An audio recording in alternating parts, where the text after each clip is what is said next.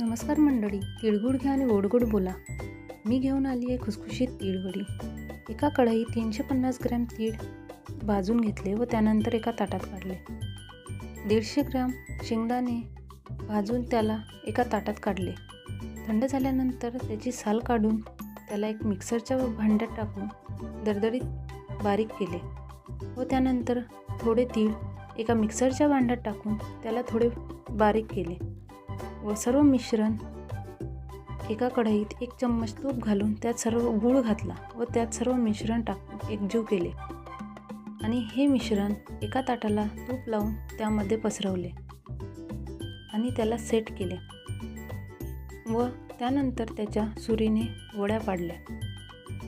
थंड झाल्यानंतर त्या वड्या काढल्या.